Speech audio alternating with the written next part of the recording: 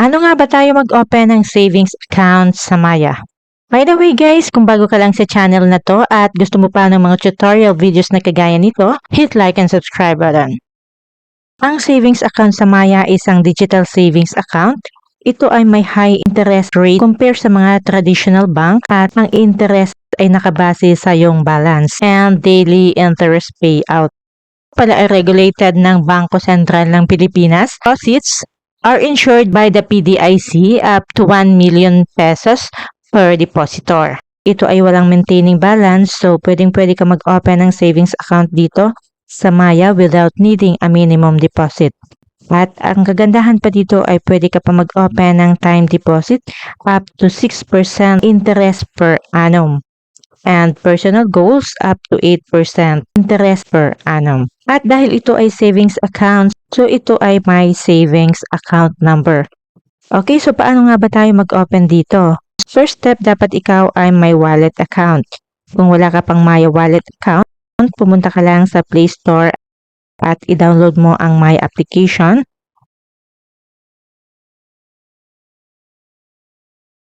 And open the application. At kung may Maya wallet account ka na, ay i-click mo na tong login. Kung wala pa, ay i-click mo tong start an account. Ilagay mo yung iyong first name, middle name, last name, and email address. Then, yung iyong mobile number, make sure na ang iyong mobile number is active kasi ito yung magiging account number mo sa iyong Maya wallet. At magkaiba po yung account number ng Maya wallet sa Maya savings account number. Dito sa Maya wallet ay ang iyong mobile number, okay? Then, gumawa ka ng password. Enter the one-time PIN sent to your mobile number.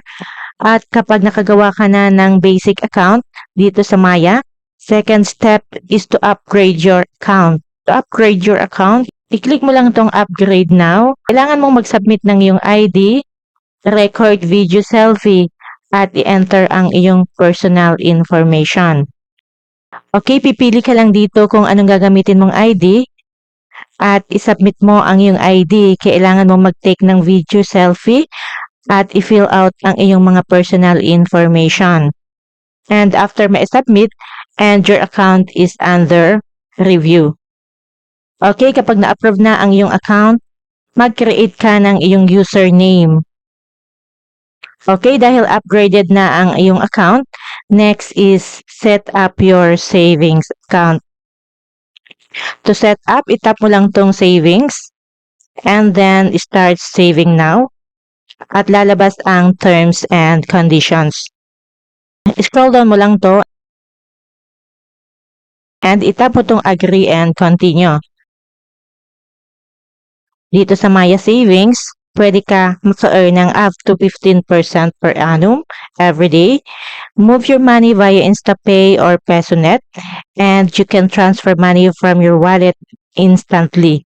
Okay, then itap mo na tong start my savings.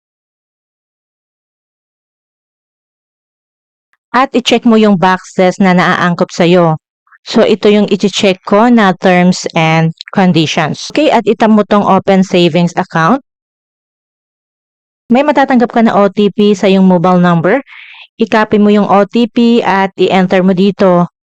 At i-verify mo at lalabas na tong all set. Yung iyong account information, account name, account number, and many more. If gusto mo namang mag-deposit, itap mo lang tong deposit. But kung ayaw mo pa and next time na lang, ay itap mo na lang tong done.